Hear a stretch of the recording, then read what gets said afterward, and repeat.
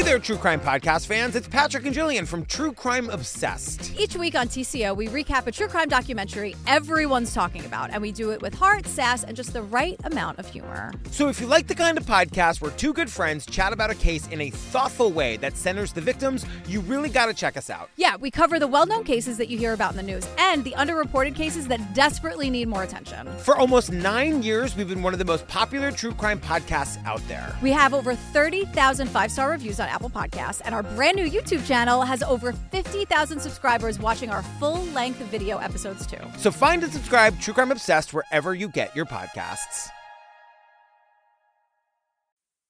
What Came Next is intended for mature audiences only.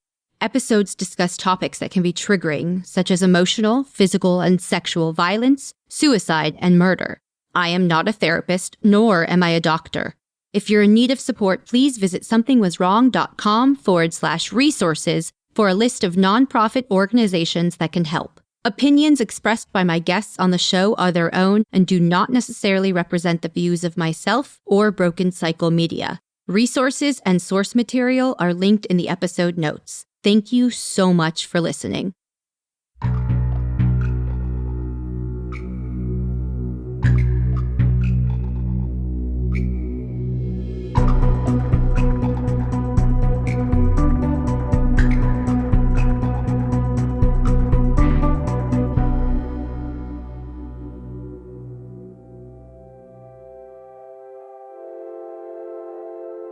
I actually cannot believe that this is an update that I have for you.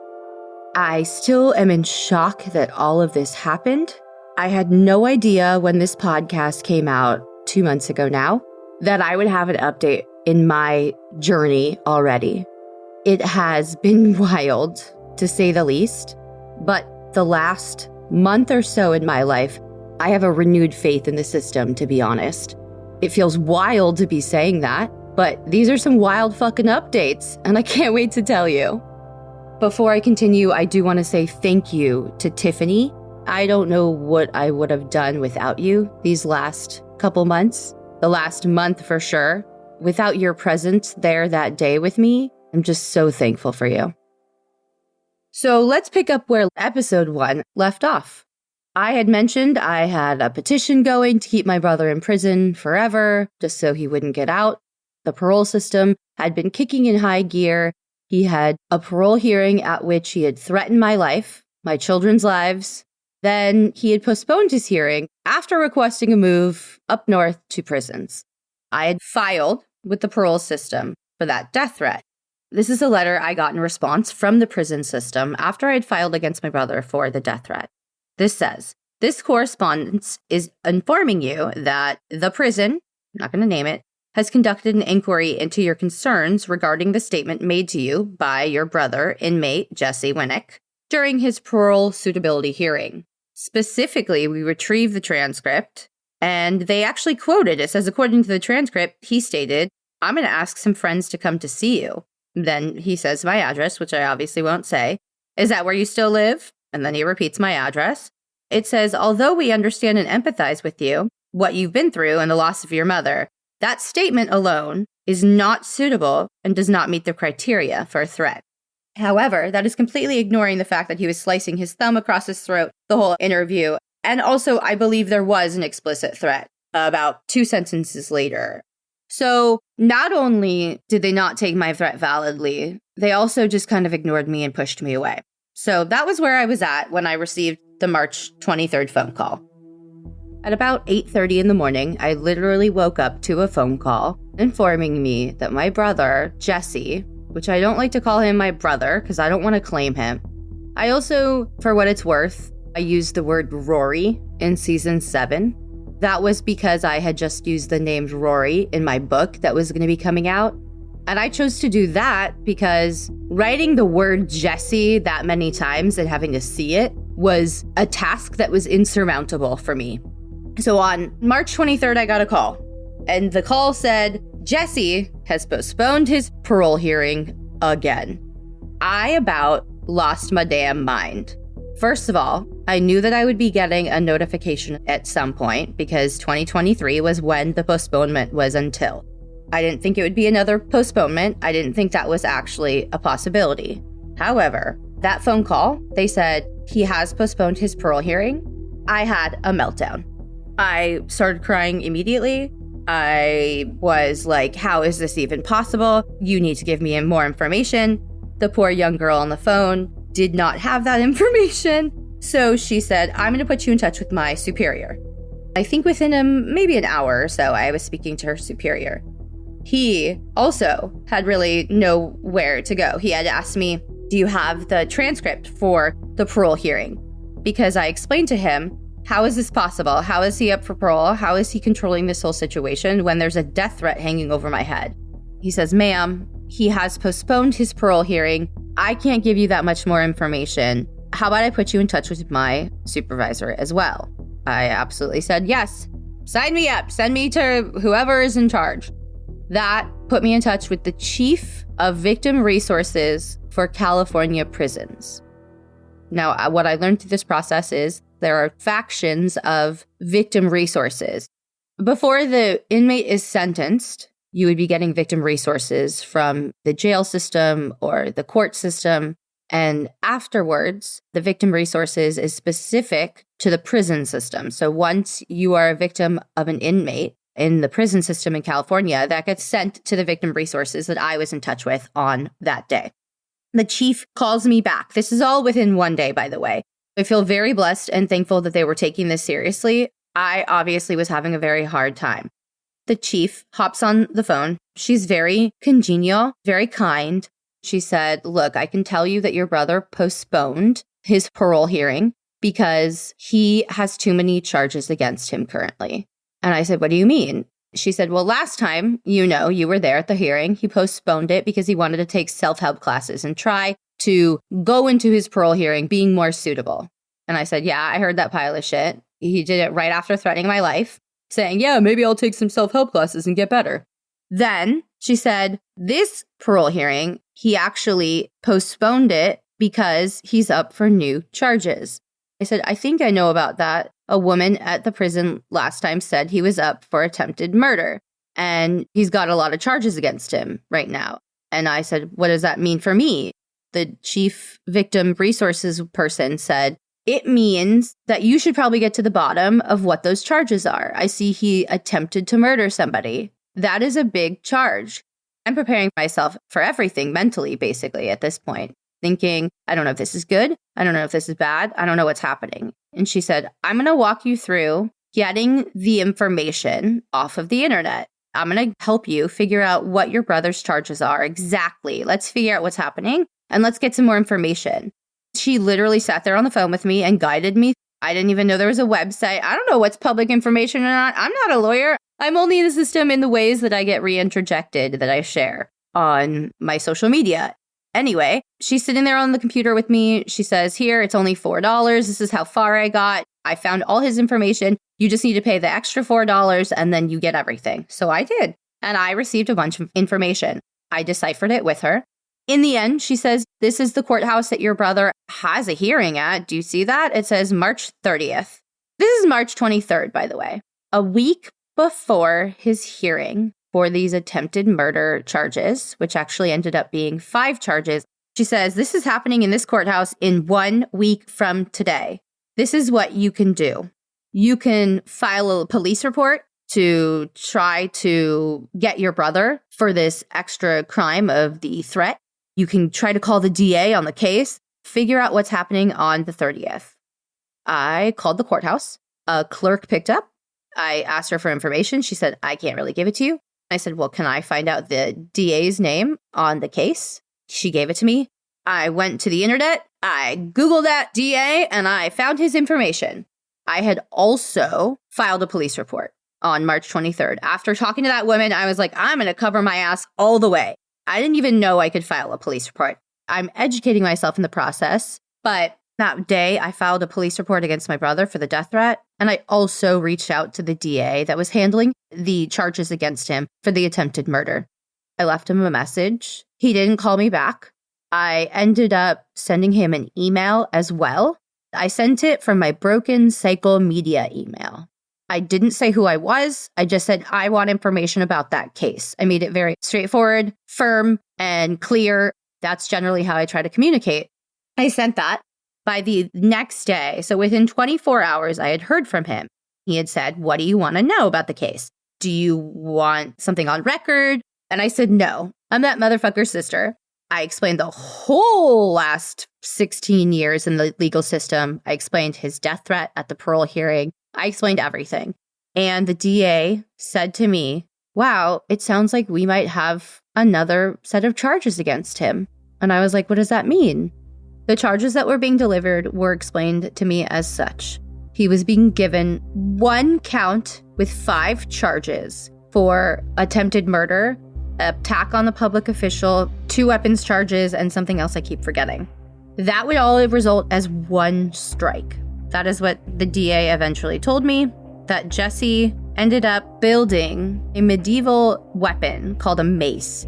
It's basically a ball with spikes on a chain. He built one in prison. He also created a shank, and he attacked a correctional officer with those weapons. And it created this big fight. A bunch of other officers got involved and got hurt in the process of trying to stop my brother. It was caught on camera. He said, well, if you can get me that transcript, and magically, by that time, the chief officer of the victim resources had gotten me the transcript for that parole hearing. It was pretty mind-blowing how swift everything happened for me once everybody involved had that level of advocacy and intention set towards me. I had already been in contact with the DA, and this is 6 days until my brother's hearing. Leading up to that March 30th hearing, he actually refused to attend the other ones. Before, he was refusing to even get on the fucking bus to get to his hearings. Eventually, they had used force to get him there. There has to be a decree delivered to get somebody there by force or some order given. He had been moved up north to a prison to be near family that supports him. Yes, I have family that supports him. It's mind-boggling to me every day. It's even more mind-boggling because when I was reviewing the transcripts that the chief victim resources officer sent me, I noticed Jesse actually literally asked to be moved up north. They said, yeah, sure, we probably can. And then he said, if you don't, I'm going to fucking kill somebody here. He basically said, if you keep me in the prison I'm in right now, I'm going to kill somebody. And then he attacked an officer. The fact that his victims were correctional officers also made it so the system wanted to work for their favor. I know he had been in many other incidents with other inmates, and they had never seen any more consequences for that. That's another reason why I think this unfolded differently. In that week before Jesse's hearing, I also sent the DA information from the transcript. I said, hey, he actually threatened to kill somebody if they left him in this prison. He tried to kill somebody and then they moved him. He was like, thank you for the evidence. In the week leading up to the hearing, I also turned in all the paperwork that I have. Letters that Jesse tried to hire that hitman and created this stalking plan for this inmate that was from jail, that last-ditch attempt 4 years after my mom's murder. I had those letters. I gave him everything. He went on to say, I reviewed the evidence from the hearing, everything. There is absolutely enough evidence to go after him for the death threat. The DA made it very clear that he was worried about getting these sentences tacked on to Jesse's crimes before his parole for my mom's murder was up again. He was worried if we couldn't pin these extra crimes on him, he could be paroled, let out, then we'd lose track on him. So there was this time crunch that I felt we would never, ever meet or be able to find justice within, which was really traumatizing because my experiences up until then were that the justice system was slow, archaic, unsupportive, and often didn't deliver what it needed to deliver within any sort of predictable time range. The DA asks if I can come on March 30th. Fortunately, I had my kids. Unfortunately, I couldn't attend. It was about an hour and a half drive from where I live anyway, so it was kind of a schlep to do that. He said, you know what, no worry, it's just a hearing.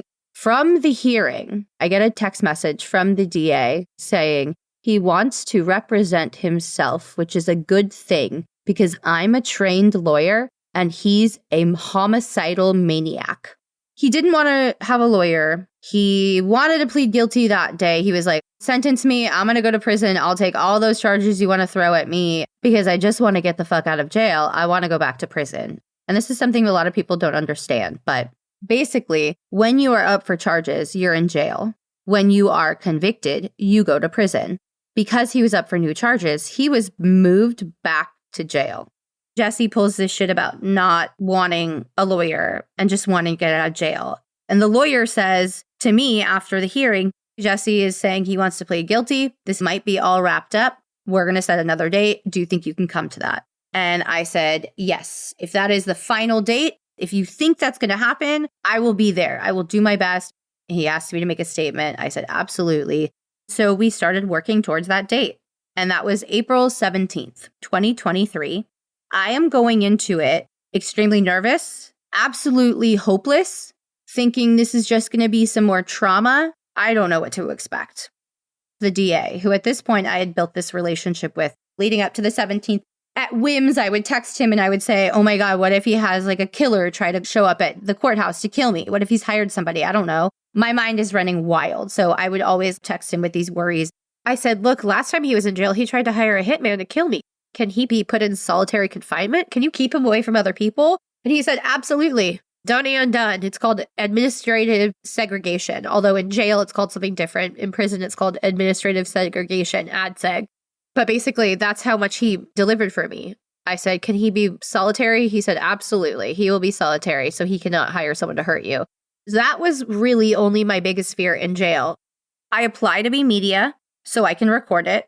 In the first episode of What Came Next, I explained how for that parole hearing, I was like, oh, I wanted to have someone record it. I didn't align it in time. What is misunderstood often is that we're not legally allowed to record those hearings unless we get cleared for that. So what I tried to do was get cleared as media. I wrote on my paperwork, I only want to bring in a handheld recorder, something small I can hold. I explained to the lawyer, look, I really want that because I need to protect my ass. I want to have a transcript of this immediately when it's over. Obviously, it took me 2 years to get the other one. I didn't even know I was allowed to have it. This is madness. So I apply. The next day, the judge denies me. The way it works is that application actually goes to the judge I would be recording. The judge said no.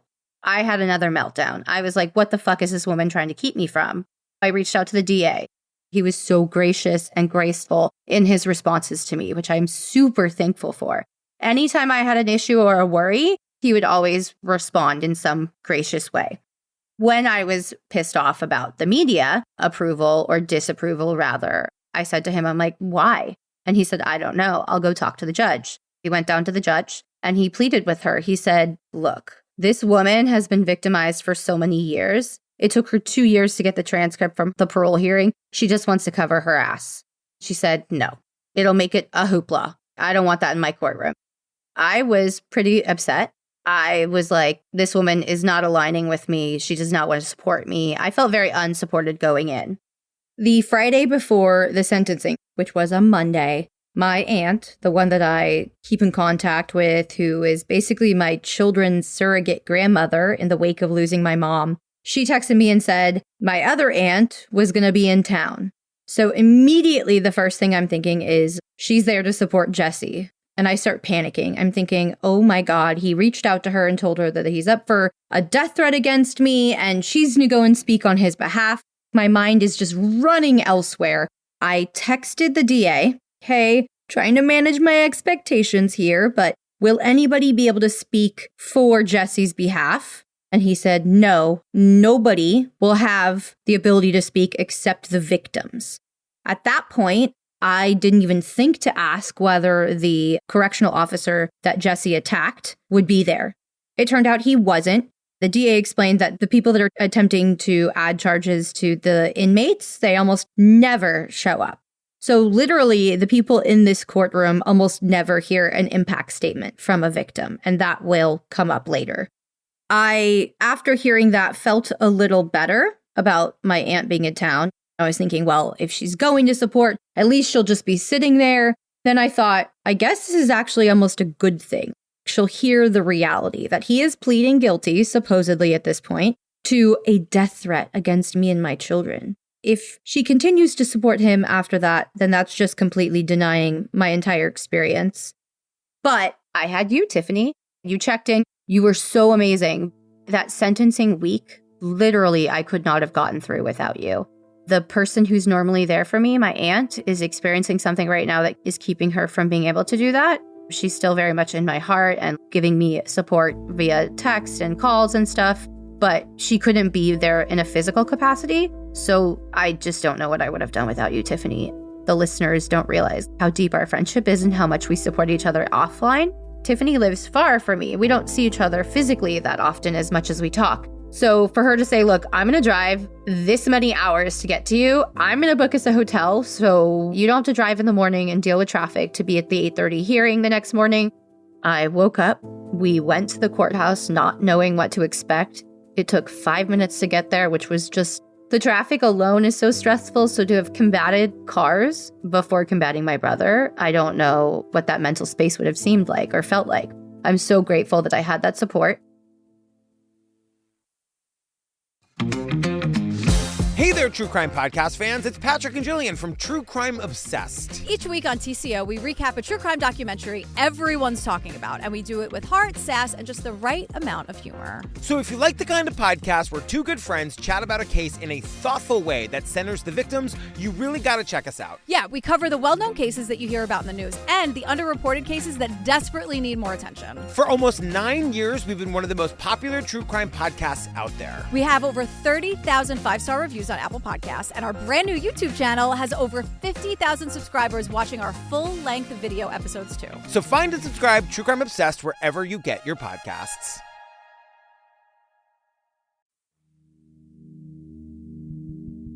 We got there, and the DA was just kind of a superhero. I had explained to him so many fears leading up to this. I was literally thinking maybe he's pleading guilty and taking the sentence supposedly just to get me there because he knows I'm going to come make a statement and he's going to have someone kill me. I mean, there were so many things running through my head. That was the worst one, that I was going to be leaving that day and my kids wouldn't have a mom anymore. That was literally a thought I had. To have my best friend sitting there, I'm thinking, like, what if my best friend's kids are motherless because of my brother's selfish decisions? One person's actions can change so many lives. This is what I've learned over and over again in this process. And through Jesse's actions, it was just really scary. The DA, though, very much helped me. Not only in text that day, he was wonderful. He drove us from the outside into the employee parking lot, walked us in, got us security. He was just incredible. So we get there and he walks us in. He sits us in his office and he opens up his computer. This is like where the disconnect comes. But it always comes. People don't get it if you don't get it. But the DA basically turns on his computer and pulls up a file. He's like, this is the video. And I was like, is that the video of Jesse attacking the correctional officer? I'm like, oh, no. I don't want to see it. No, thank you. And then he goes, let me explain what could happen today.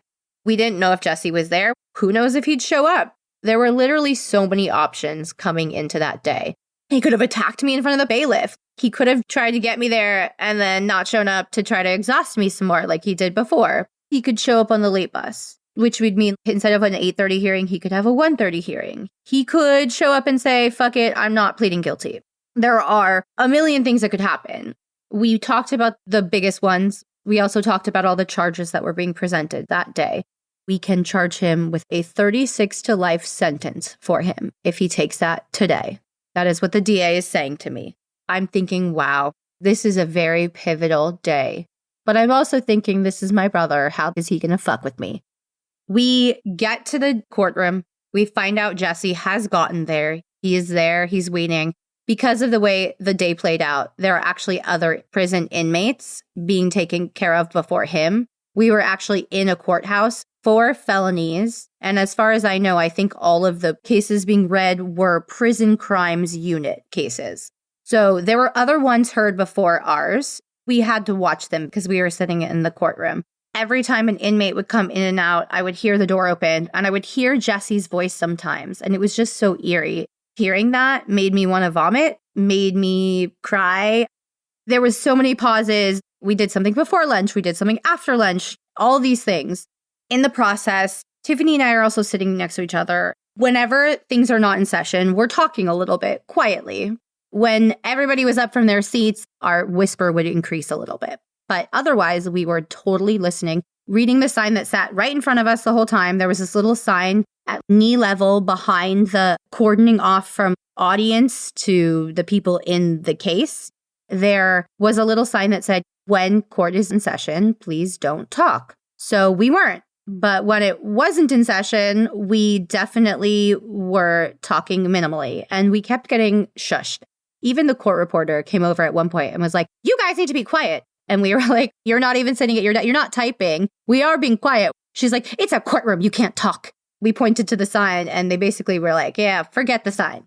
It was almost like a hostile area to be in, especially considering I kept seeing my brother. And Tiffany, you went into full mom mode when the bailiff and the court reporter came at us. Full mama bear mode kicked in. You were like, you have treated this girl like shit. She is a victim. I just love you. You're such a badass.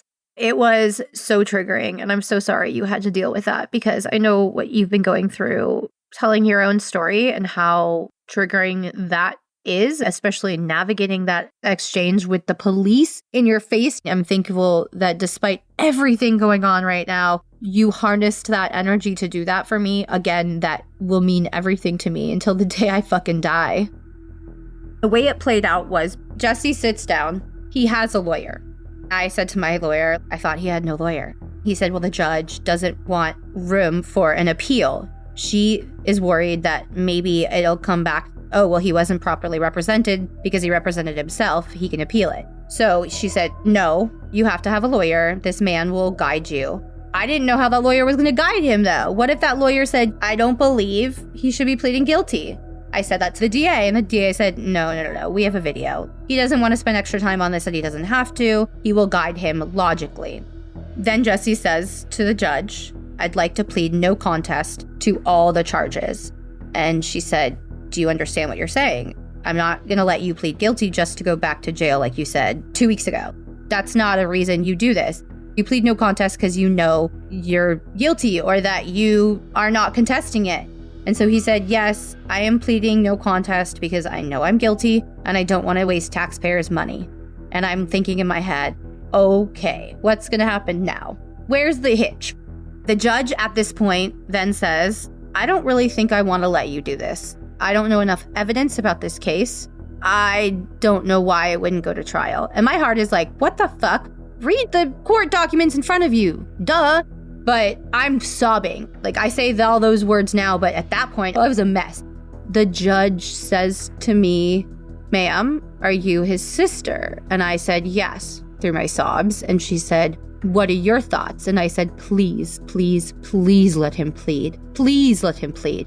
So at that point, she begins to consider actually letting him plead. They go through all the charges. They list the fact that this does include this death threat against your sister. They go through everything, and then they say, do you still plead guilty? They make him go through every single charge, every single count separately. He says, yes, I plead no contest. The judge says, okay, I will let you plead guilty today. And he says, great, I'm actually going to take it all back if my sister makes a statement. I about damn lost my mind. So he had said that to his lawyer. I see him lean over, tell his lawyer something right after pleading guilty. Then his lawyer comes and tells my lawyer this. I see them talking and I can make out their words enough. By the time that the DA gets to me, I say to him, wait, did he just say he would plead guilty but take it all back if I make a statement? And he says, yeah. And I was like, motherfucker, I knew he would do something like that. So I'm left in this terrible spot of younger Amy being like, I knew he would do this. I knew he would do something like this. I'm thinking, oh my God, he wins again. And I'm thinking in my head, do I lie and say I'm not going to make a statement and then afterwards make a statement anyway? But I'm not a fucking liar. My honesty is my number one trait that I stick to the most. So I'm thinking, no, I cannot do that. I'm thinking, why does he win again? No. My lawyer, he's like, what do you want to do? And I say, tell the judge. The judge doesn't even know this is happening at this point. This is fucking crazy, right? Like, she must have some feedback. They go up to the bench. The judge says, sir, it's her legal right to make a statement. This is not signed and delivered yet. But you can't say she can't make a statement. She gets to make a statement Whether you want her to or not, especially if there is a charge for a death threat against her, she is technically a victim on file in this situation today. So he actually fucking ends up pleading guilty. It was just like she has the right, and he stepped down. And after lunch, he ended up pleading 100% guilty to all charges. Before I make my statement, Jesse starts swearing at me, and they say, sir, get in control. So he's already had an outburst. I start making my statement, and he starts talking over the entire thing. Mind you, when I am reading my statement, which was pretty long, Jesse and his lawyer are talking through the entire thing. I'm thinking, why are they not being shushed? Rather than lose my shit, as I might have done as a child or as a younger person, I just kind of was very stoic. I stopped talking whenever they were talking. And at one point, the judge said to me, ma'am, you can continue. And I said, no, I can't, not as long as he's talking. The whole point is for him to listen. He can disassociate, but he may not talk over me. She says, it's his lawyer talking. And I said, well, I'm just going to pause. If anybody's mouths are open, I will not be talked over. So I did. I kept pausing. It took me a while to finish. I cried a fuck ton, but I, for the first time, faced him and called him out for molesting me as a child. I called him out for all of the terror we faced. I talked about how wonderful my mom was. She was a tough cookie. Life hardened her a little bit, but so many people looked to her for guidance and love and loyalty. She was a rock for a lot of people, and he took that from so many people. I talked about the petition of 5,000 people that signed their names to be part of my journey. And I do want to mention at this moment that as I was sitting there all day long, every point was hard, even in the points when I was listening to somebody else's hearing or there was nothing happening. That was where my anxiety was spiking because I had nowhere to focus my energies on. And so what I would do is I was sitting there, I would read the pages of the petition. And from page 1, which was the names of my dear friends and my loved ones who have been a part of this journey from the beginning, all the way to the last page that was signed the day before April 17th and that sentencing, it was so impactful. Those names buoyed me. I told Tiffany I was reading those names, and that's what I was talking about most of the time. And when they were telling me to shush, I was bashing myself with you guys, with all of your love and your support. In my statement, I also read some comments from that petition. I didn't name anybody who shared them. I mentioned how often I feel like I'm alone, but in that day on April 17th, I wasn't. I was in no way alone. I ended my victim impact statement by saying, what I learned through Jesse's actions is that one person's action, one simple choice can change so many people's trajectories, hundreds, thousands of people's trajectories. But in the same vein, the DA's decision to do a little extra work for me, to go out of his way, the judge's decision to hear this and let him be sentenced and not take it to trial, that changed my life too. All of these little decisions absolutely freed me of so much. I finished my statement. It was one of the hardest things I've ever done, but it was freeing. After I spoke, the judge said, sir, do you have anything to say? And he said, yeah, my sister's just a bitch, cunt, liar. She's just making all this shit up, which is funny because I have all the receipts. He had just pled guilty to threatening my fucking life. So what am I making up? The judge says, sir, this is not the time or the place to resolve that. There are other ways to do that. And he said, yeah, I know, because if I tried to, the bailiffs behind me would shoot me. He basically was saying, oh, the only way I'm going to solve this is murder or attacking my sister. And I was thinking of doing it right now, but those guys would hurt me. But that was that. They walked him out. I'm just going to record this in the car. Amy's not with me anymore. It's 3:02 p.m. on Monday, April 17th, 2023. And I am so incredibly proud of Amy and what she just did, reading her victim impact statement. The amount of strength and courage and tenacity and bravery that she displayed is one of the most profound things I've ever witnessed in my life. And I'm so thankful that his sentence was increased and certain things were put into place. There was still a lot of fucked up shit that was allowed that was not okay. Particularly the behavior of the stenographer in the courthouse was absolutely unhinged for no reason. Amy was having anxiety or needed to breathe between her legs or was whispering a question, and the stenographer just could not fucking care less. Even after I'm like, she's having a hard time because she's about to talk about her mom's death. Meanwhile, everybody who worked in there was talking, laughing, making jokes. Amy deserved to be supported and surrounded by every single person in that courtroom, except for the defense attorney who was appointed before the court session started. One of the sheriffs, he threatened that he was going to kick me out of the room and told me to be calm. And I said, I am calm. And he said, okay. And then he walked away. Meanwhile, they let Jesse literally turn to Amy and call her a fucking fat, ugly bitch in open court. Then he proceeded to talk, and his defense attorney proceeded to talk while Amy's in the middle of reading her statement. And she stops and says, like, I've waited 16 years to read my statement, and he's talking, and I will wait until he is done talking because I deserve that. And then the judge was like, he's not talking, his defense attorney is talking. They were trying to silence her while she was just processing the trauma. And then they let the convicted fucking murderer talk while she's sitting there reading her impact statement about being sexually abused by him. And they let that motherfucker sit there and chat with his defense attorney. What planet are you people on? Even after they heard Amy's statement, even after they heard everything that he had done to Amy, they were still worried about the wrong shit. Amy does the unthinkable, goes and puts herself through all this fucking trauma and all this fucking bullshit after 16 years. After she talks about this in open court, one of the sheriffs who had already yelled at her 3 times for existing too loud, he comes up to us and he starts talking to me. I didn't even hear what he said. And I said, am I allowed to talk? He said, yes, and looks irritated at me like I'm just being a sarcastic little bitch. And I actually wasn't. I was being serious because I am scared of cops. Since the Los Angeles County sheriffs treating us like we're the fucking murderers are the same people who fucking murdered my brother. He's now standing over me while I'm in a seat. And I'm like, can I talk? And he says, yeah. And then I start talking, and the stenographer start yelling at me. And I'm like, he literally just said I could talk. We're being treated like that for anxiety whispering in the corner, waiting for the fucking murderer to hopefully not attack Amy, as he's threatened to do, and has harmed and has tortured her for 30 fucking years now. No.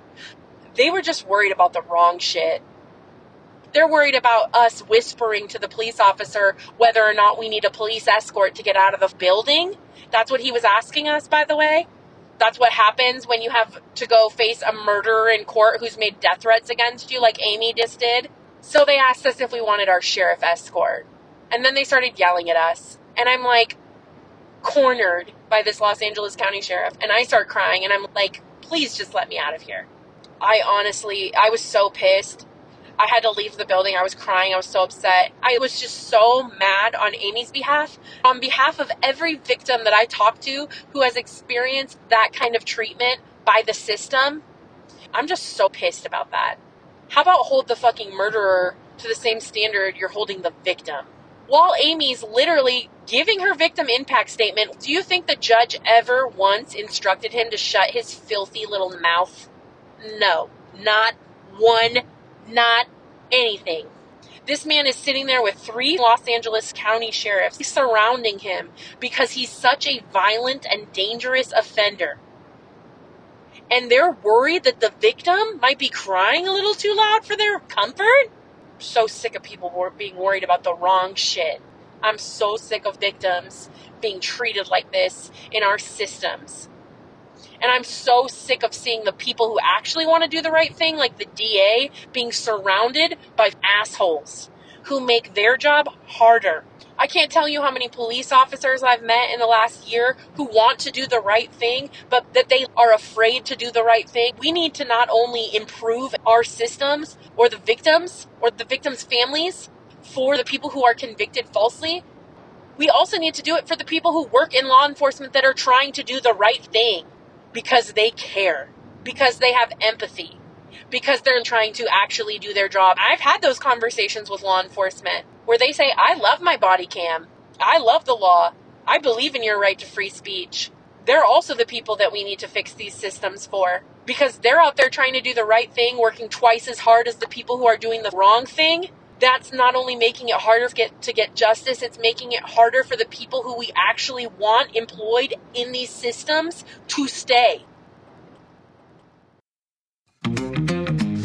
Hey there, True Crime Podcast fans. It's Patrick and Jillian from True Crime Obsessed. Each week on TCO, we recap a true crime documentary everyone's talking about, and we do it with heart, sass, and just the right amount of humor. So if you like the kind of podcast where two good friends chat about a case in a thoughtful way that centers the victims, you really got to check us out. Yeah, we cover the well-known cases that you hear about in the news and the underreported cases that desperately need more attention. For almost 9 years, we've been one of the most popular true crime podcasts out there. We have over 30,000 five-star reviews on Apple Podcasts, and our brand new YouTube channel has over 50,000 subscribers watching our full-length video episodes too. So find and subscribe True Crime Obsessed wherever you get your podcasts. I feel changed, even though they were relatively hostile after we finished everything and all the proceedings were over and he had gone back. They came at us again. What the DA explained to us was that courtroom never sees victims. That was a prison crimes unit, which means that the people that they're dealing with are either inmates or correctional officers, in essence. And those are the only two factions of people, and either one of those are the victims or the perpetrators. They don't ever see victims like me in the courtroom. The DA was saying the reason why they're acting like this makes a huge impact on us. We also need to hear this because there are other sides to a lot of these crimes, and we don't hear that side. So I feel like they're just not used to navigating careful relationships with victims, but they were coming at us like a whole lot of heat. It was really triggering. It was traumatic to see his face, to have to stand up against him. It was really fucking traumatic. To feel like he had more power in that room was super fucking traumatic. To hear him say, I'm going to plead guilty, but if she makes a statement, I won't, that was traumatic. To have to worry about being shot, every ounce of it was traumatic. But the moment he pled no contest, he took the sentence, that moment I walked out of that courtroom, I told the DA, I felt instantly lighter. And it was all because of his hard work. He did the most he could possibly do. He went after him for the 5 charges against the correctional officer, which he received and took 30 years to life sentence for. He got more for an attempted murder of a correctional officer than the actual murder of his mother. Yes, that is a fact. However, they also gave me retroactive justice, which I didn't even think was a possibility. This is something I learned later in my process with Jesse, but Jesse was actually given a youth offender status. When he killed my mom, he was 25 years old and 9 months, 3 months shy of the age of 26. 26 in California is the statute at which you are an adult in terms of murder. So if you're under 26, you're a youth offender. Well, this entire time, he's been carrying this youth offender status, and that has been what's most enabled him through the parole process. In fact, when I got that transcript, it literally said, "Sir, we are going to highly consider your youth offender status." So this judge and that DA on April 17th actually went backwards and gave my mom more justice. This is the piece that absolutely crushes me, builds me back up, fills me with hope. They went backwards and removed Jesse's youth offender status. So he is no longer given that benefit when he goes to parole hearings. I think that I want to share this more, not only just to applaud the system working effectively, but also to give people resources and knowledge. If I can tell you, look, you can get more justice now, even though your loved one's murder was 16 years ago, even though your abuse was 20 years ago, this is something that can happen. They also gave him 6 years for the death threats against me and my children. So to be heard and validated after I had been denied from the prison, after I had been denied from loved ones who didn't believe me, to just be believed by that DA and supported and told I'm going to go after him. He told me at one point, I don't care what he tries to plead, I will not take a plea deal from this man. He needs to get this full sentence. And that's what he did.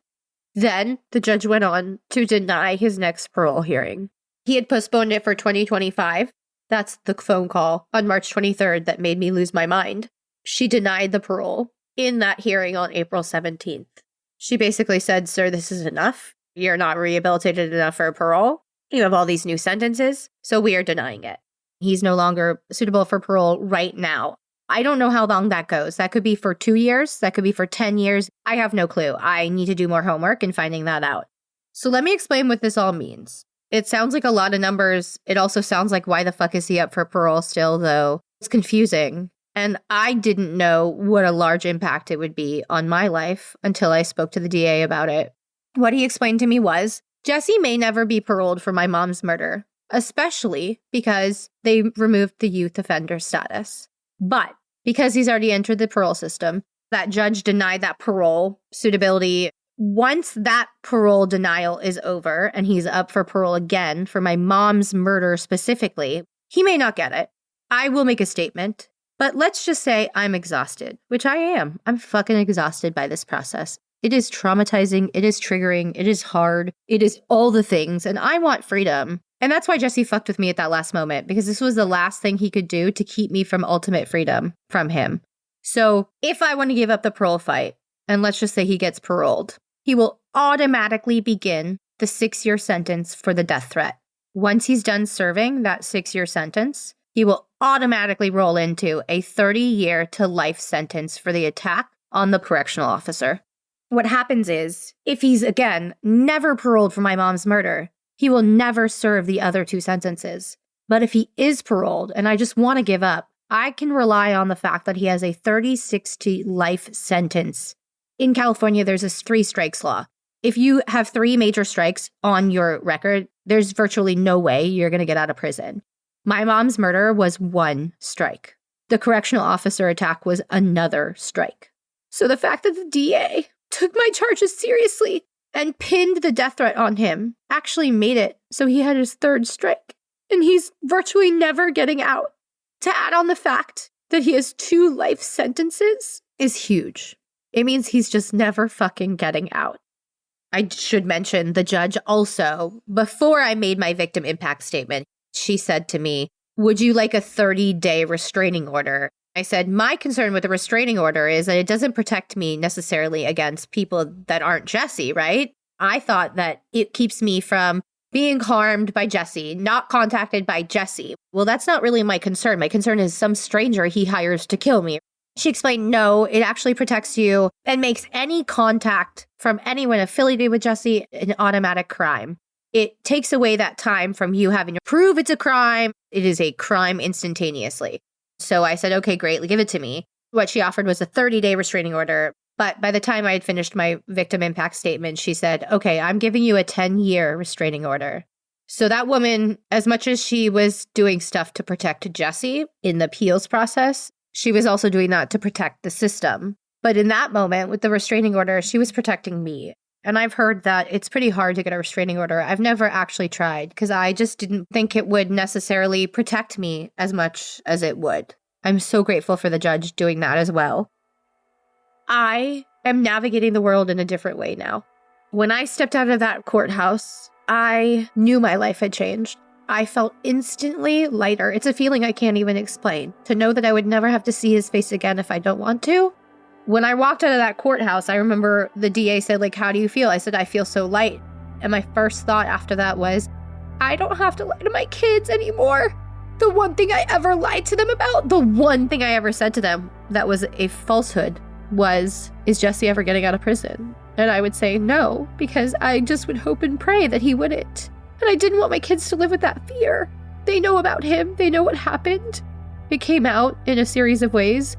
To end that day, when the DA said, how does this feel? I said, I can tell my kids with utmost confidence and honesty that Jesse is never getting out. And that felt so freeing. So when people say, how does it feel? Like literally light. I feel light. I get to go navigate the world, not having to say, yeah, but my brother might get out of prison and try to kill me. There is still a fear of him trying to hire someone from within prison, but that wasn't my biggest fear. My biggest fear was him getting out, and I never have to fear that again. I'm in love with the fact that Mom got more justice that day. At this point, she's gone, and there's nothing that can bring her back, and there's nothing that can make it better. But I didn't know there was retroactive justice for her. I didn't know we could get him as an adult offender. No one educated me on that, and the DA just did it, and my whole world changed. The way I look at the country I live in changed. The way I look at the justice system that I have gotten traumatized for 16 years by, it's changed. I have faith.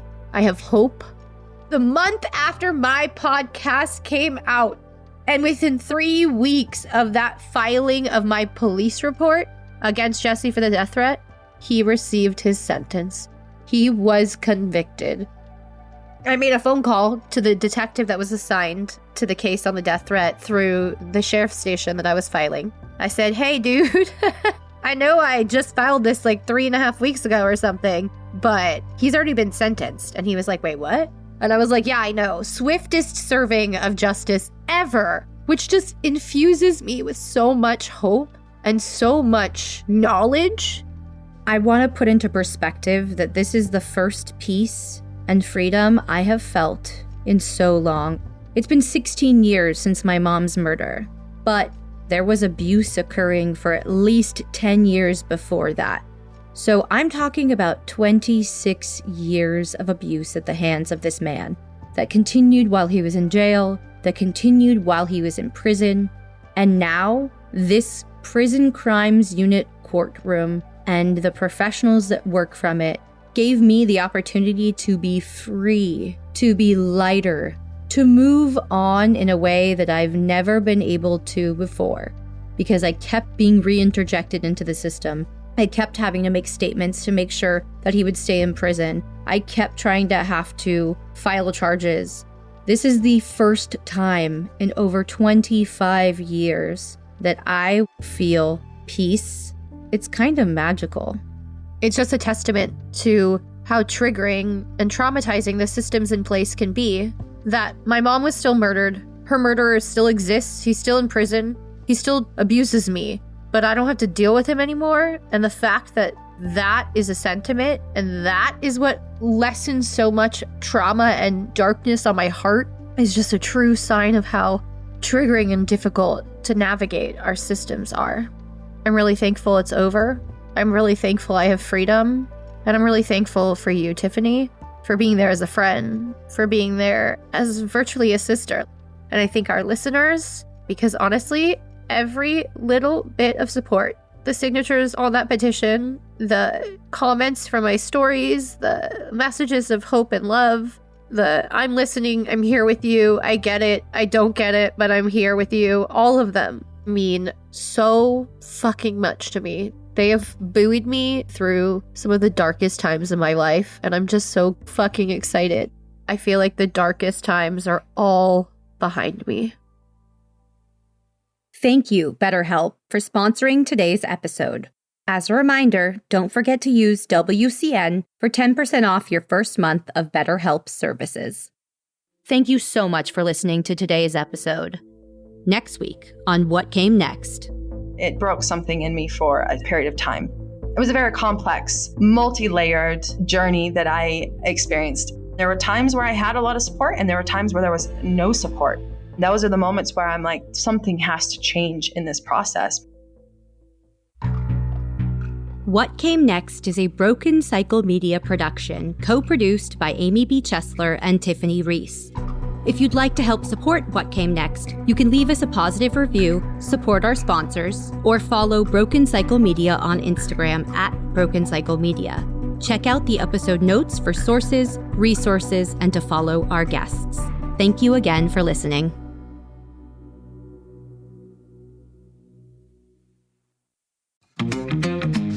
Hey there, there, true crime podcast fans. It's Patrick and Jillian from True Crime Obsessed. Each week on TCO, we recap a true crime documentary everyone's talking about, and we do it with heart, sass, and just the right amount of humor. So if you like the kind of podcast where two good friends chat about a case in a thoughtful way that centers the victims, you really got to check us out. Yeah, we cover the well-known cases that you hear about in the news and the underreported cases that desperately need more attention. For almost 9 years, we've been one of the most popular true crime podcasts out there. We have over 30,000 five-star reviews on Apple Podcasts, and our brand new YouTube channel has over 50,000 subscribers watching our full-length video episodes too. So find and subscribe True Crime Obsessed wherever you get your podcasts.